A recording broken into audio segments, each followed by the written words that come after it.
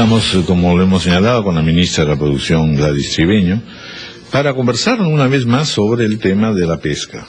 Nosotros hemos estado en varias ocasiones, conversando primero sobre la reglamentación general acerca de nuestro litoral, la pesca artesanal, la pesca para fines industriales, la pesca, en fin, en sus diversos planteamientos y especificaciones y sobre todo tecnologías.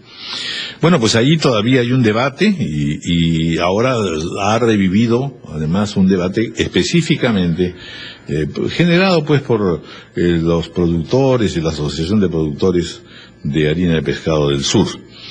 Bienvenida, ministra Gladys Tribeño, gracias por estar con nosotros. Muchas gracias, Raúl, por la invitación. Es natural el sobresalto y la preocupación de los pesqueros y de los industriales productores de harina de pescado, porque como bien sabemos es una de las fuentes importantes de los componentes de nuestras exportaciones. Es importante también resguardar intereses de pescadores intermedios, de pescadores artesanales, y finalmente, sin duda, preocuparnos, primero, porque el mar no sea sobreexplotado, y segundo, por el consumo humano. Así es. Estos son los temas. ¿Cuál es la relación, en verdad, volviendo ahora al tema específico del sur, cuál es la relación que existe entre pesca artesanal para el consumo humano y por qué ésta se puede ver afectada por el hecho de que a su vez se pesque anchoveta? La anchoveta en realidad no solamente sirve para harina de pescado, en definitiva. ¿Esto es así?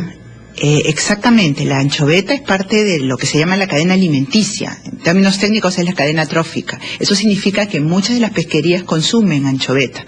Los lobos marinos, las aves y otras pesquerías como la cachema, el bagre, son pesquerías que viven de la anchoveta, la merluza en el norte. Entonces la supervivencia y la sostenibilidad de la anchoveta es la supervivencia y la sostenibilidad de esas otras pesquerías. Que son las que en realidad sirven para el consumo humano. Así es, efectivamente. Entonces, ahí hay un riesgo. ¿Cómo se ha medido ese riesgo? ¿Dónde está ahí el problema? Lo que nosotros hemos observado es que la presión y el esfuerzo pesquero que ha habido dentro de las 5 millas ha sido de tal impacto que ha afectado las otras pesquerías de consumo humano directo. Eso es una realidad. Y eso lo puede ver toda la población y todos los peruanos cuando va a comprar pescado en el mercado. Y lo ve a los precios que los ve. Y termina comprando pescado importado. No, y además estamos en el problema terrible de que hay especies pues que prácticamente han desaparecido. Así es, así es. Yo siempre le pregunto a la gente con la que converso este tema, ¿cuál ha sido la última vez que se ha comido una cojinova frita? Eso es terrible, porque, exacto, como se sabe, yo soy medio cocinero, entonces, y ahora más aún porque estoy obligado a consumir pescado por la dieta, etcétera. Entonces, es una situación en efecto dramática y es muy importante, en consecuencia, hacer esta defensa. Pero ayer el doctor Alberto Borea vino a sostener una serie de planteamientos que por supuesto también preocupan. La legislación que se ha dado con respecto a los derechos de pesca en el sur, y ahí hablaba usted también de las ventanas de, ¿cómo le llaman? Las ventanas de penetración. A partir de esas medidas, la anchoveta en realidad se iba a Chile y que estábamos favoreciendo a Chile, cosa que parece un poco delirante, pues que cada anchoveta nuestra tenga la consigna de decir, volvámonos chilenos, por ejemplo. A ver, ¿cómo es así? Bueno, eso no es verdad. El día de ayer en la conferencia de prensa los científicos de IMARPE han señalado y han sostenido que esto no es así. Ahora, eso es importante también de que se lo añado a la pregunta, es decir, tenemos los organismos técnicos, ya no para el debate entre industriales, pesqueros y el Ministerio de la Producción, ¿tenemos alguna institución fiable, científicamente seria, que no esté obedeciendo a ningún interés que no sea sino la defensa del recurso marino? Por supuesto, IMARPE es una institución reconocida a nivel internacional, que merece muchos estudios a partir de la información que maneja, porque tiene documentación de más de 50 años, incluso antes de muchas de las pesquerías. Entonces, es una institución reconocida. Y fíjese usted que lo curioso es que cuando IMARPE establece que es importante, nadie cuestiona a IMARPE. El problema se da cuando IMARPE establece restricciones o dice esto no se puede hacer. Entonces nosotros tenemos que confiar en IMARPE cuando dice algo que nos gusta y cuando dice algo que no nos gusta. El día de ayer el presidente y el director científico de IMARPE lo que han señalado a los periodistas es que en realidad los recursos van y vienen, porque a los pescaditos no conocen de fronteras. La anchoveta no sabe dónde queda Chile, no tiene pasaporte. No necesita pasaporte. Van de acuerdo y se mueven y se movilizan de acuerdo a donde encuentran la temperatura de agua que les gusta más, el hábitat más adecuado y el alimento que ellos necesitan para sostenerse. Entonces, históricamente lo que se ha visto es que estos flujos migratorios han sido en algunos años convenientes para el Perú y en otros años convenientes para Chile. O sea, esto es un tema que viene históricamente. No es que ahora el DS ha empujado a las anchovetas hacia el sur. Eso no es así.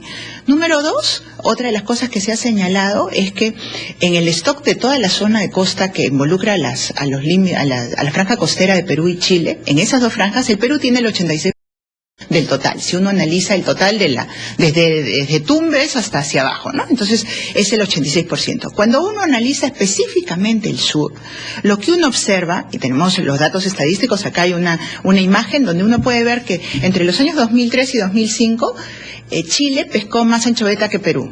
Entre los años 2005 y 2009, Perú pescó más que Chile.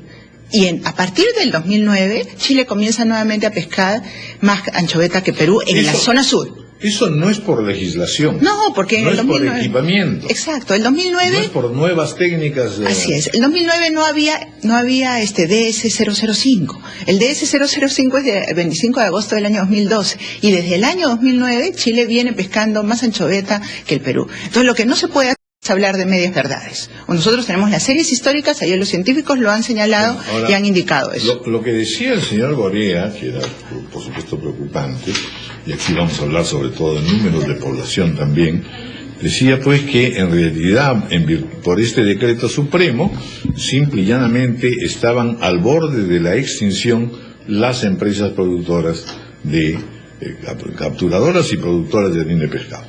Esto tampoco es así. Cuando uno se preocupa, claro, pero es lo mismo cuando dicen que se van a perder 120 millones de dólares de impuestos. O sea, uno tiene que revisar la nota tributaria de SUNAT para saber cuánto aporta la pesquería y cuánto aporta el porcentaje del sur. Entonces, nadie les pide que documenten las cifras. O sea, uno puede hablar ligeramente, hacer daño a un sector, sacar argumentos, difamar a ex viceministras, y eso no se puede permitir. Yo estoy aquí para decir que eso no se puede permitir. Esas son amenazas, son infundios. Ahora, y en general, desde que tomó el ministerio, está en este tema naturalmente, y ya no solamente es el sur, sino en un momento dado fue el norte y de repente el centro. En otras palabras, sin embargo, no hay mucha resistencia, por lo menos en términos de pescadores, y la atención pública es muy importante que se garantice el consumo humano de pescado. Así es. Es una cosa vital. Sí. Es que ese es el tema. Nosotros... Y que además tiene que ver ahora con la divina comida, con la comida en general y con el crecimiento exponencial que tenemos. Exactamente. Nosotros tenemos una responsabilidad. Esa responsabilidad es un mandato que viene de la Ley General de Pesca. Nosotros nos debemos preocupar por el componente biológico, por el económico y por el social. Pero no es una política, no para uno. No debiera ser una política confrontacional, debería de alguna manera llevar a un entendimiento, a una lógica. Porque la protección del recurso beneficia a todos, beneficia a la industria minera. Si el recurso se multiplica, entonces... Exacto, eso es lo incomprensible, Raúl. ¿Estamos en un punto crítico entonces o no? No. Diría, porque nosotros hemos estado conversando muy bien, por eso yo dudo que estas expresiones y estas manifestaciones de estos últimos días provenga del gremio industrial formal. Yo dudo que provenga de eso y espero que no. Lo que entiendo es que llegaron anónimos con documentos a las redacciones de los distintos medios de comunicación y yo no creo y no quiero creer que eso provenga del sector industrial formal. Entonces, tampoco sé a quién representa el doctor Gorea, ni sus acompañantes. No lo sé, porque no lo ha dicho. No ha dicho quiénes son sus clientes. Yo lo único que espero es que ellos no representen a ese sector industrial con el cual nosotros estamos conversando y con el cual compartimos el objetivo de la sostenibilidad del recurso. O sea, podemos nosotros discrepar porque estamos en el marco de un proceso de ordenamiento. Claro que sí, es válido. Y es la primera vez que un gobierno, y el gobierno del presidente Ollanta Humala, decide hacer un ordenamiento en donde se garantice una actividad económica, pero que favorezca no solo a los grandes, sino a los medianos y a los pequeños, y sobre todo a los 30 millones de peruanos que usted está haciendo referencia, que quieren seguir comiendo ceviche. Sí, no, y además, por Dios, el turismo, es decir, de la cocina peruana, un 50% son platos de marinos, es decir, pero, a ver, algo que yo no llego a entender es en verdad este conjunto de interventores pesqueros, digamos, ¿no? ¿Quiénes son los que intervienen y qué número representan? ¿Cuántas personas están en esto? Desde el pescador artesanal hasta las grandes empresas, algunas japonesas ya de alto contenido, ¿no es cierto?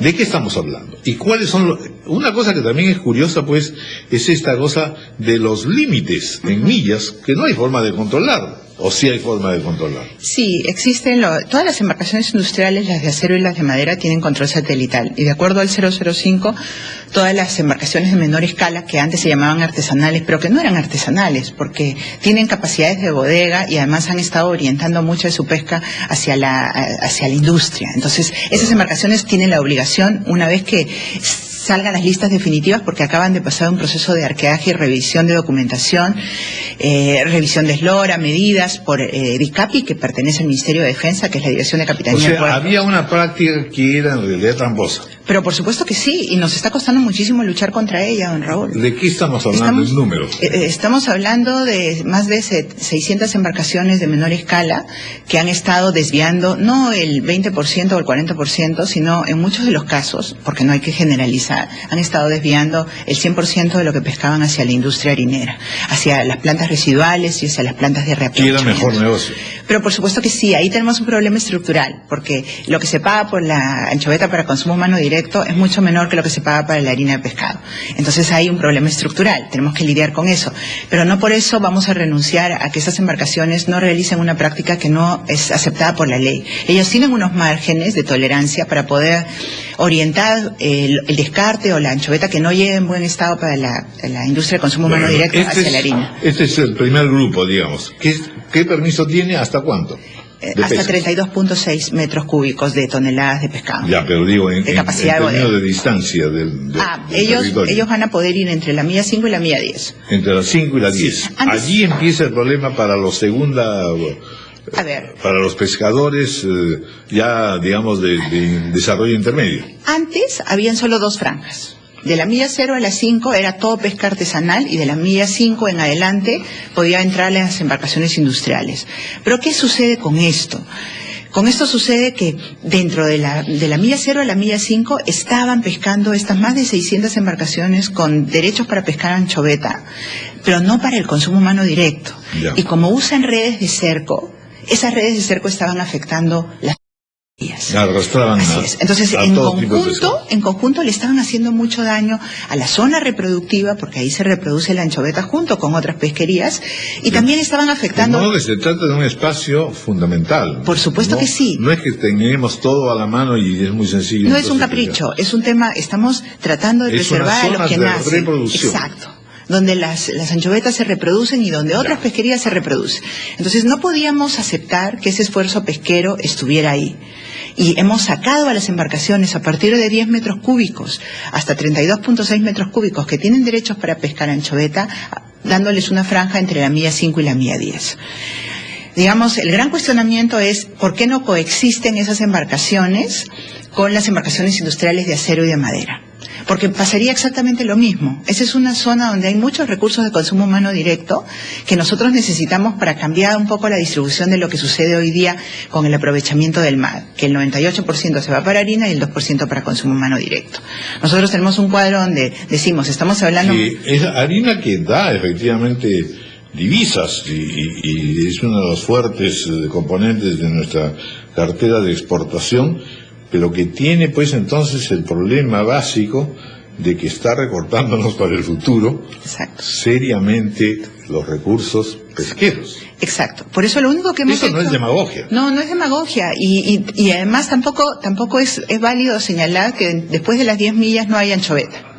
Porque la información que ha dado IMARPE el día de ayer es que la anchoveta vive hasta las 30 millas. O sea, tienen 20 millas solo para ellos, para pescar anchoveta. En el caso del sur sí sucede una cosa particular, que es que el zócalo continental es mucho más angosto. Así es. Eso mereció, en su momento, al momento que sacamos el 005, que nosotros sacáramos una norma que es el 006, que atendía esta problemática y que ya permitía que las embarcaciones industriales pudieran pescar a partir de la milla 7. ¿Qué pasó? Que esta norma era tenía un periodo de vigencia muy corto, hasta diciembre del 2012, y nosotros estuvimos discutiendo con los distintos actores cuál era el mejor modelo. Hemos tenido reuniones incluso con presencia de la Defensoría del Pueblo, y la Defensoría del Pueblo rescató que habían tantas posiciones diversas que era muy difícil llegar a un consenso. Entonces nosotros sacamos a fines de diciembre y hubo tiempo para dar comentarios hasta enero. Incluso después de la fecha que estaba prevista, seguimos recibiendo comentarios y comentarios y aportes que nos hicieron mejorar la norma que hemos publicado el día de ayer. Nosotros sabemos que la norma no va a satisfacer a quienes están queriendo lo que yo llamo ventanas de penetración, que antes eran ventanas de penetración, que nosotros como Ministerio de Producción llamamos ventanas de perforación, porque estamos afectando directamente la actividad pesquera artesanal y por ende el consumo humano directo. Vamos a hacer una pausa y vemos después esta norma y sobre todo, en verdad, por lo mismo que está usted señalando, la pregunta que se me ocurre es decir, si hay diversidad de posiciones, en realidad la normativa también tendrá que ajustarse a todas estas singularidades. Exacto. Porque no se puede establecer una sola norma universal, digamos. No se puede dar gusto a todos. Y sobre todo tenemos nosotros que tener un mandato mucho más responsable, ¿no? No atendemos intereses, lo que buscamos es lo mejor para el país. Una pausa.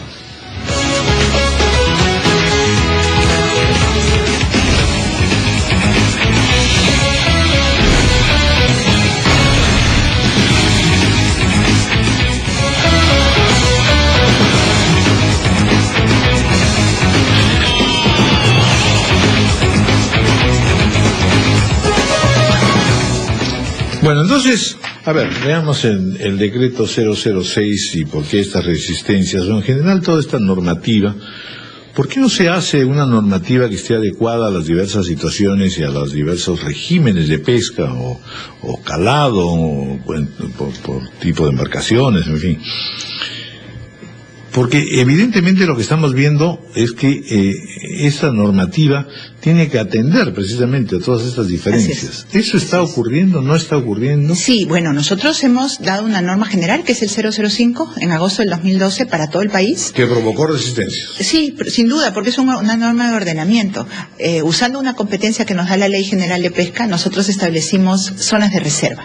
Dijimos, las 10 primeras millas van a ser para el consumo humano directo, que es la prioridad del país. ¿Y hubo reservas también de las regiones?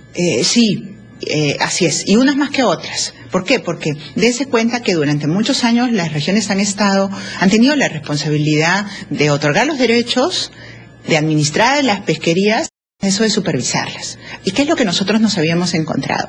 Que se estaba abusando de las 5 millas, porque a lo mejor por un tema de recursos no se estaba controlando cómo se estaba desviando la pesca artesanal hacia la industria harinera, sobre todo de las harineras residuales y de reaprovechamiento. Entonces, ¿qué es lo que hicimos nosotros? Medir todo eso, evaluar todo eso y definimos que si en algún momento el país quiere virar hacia un mayor porcentaje de participación del consumo humano directo en el aprovechamiento de nuestras pesquerías, lo que teníamos que nosotros hacer era darle una franja más, porque con las 5 millas no era suficiente para ir hacia el consumo humano directo. Entonces, las 10 millas hoy día están orientadas al consumo humano directo.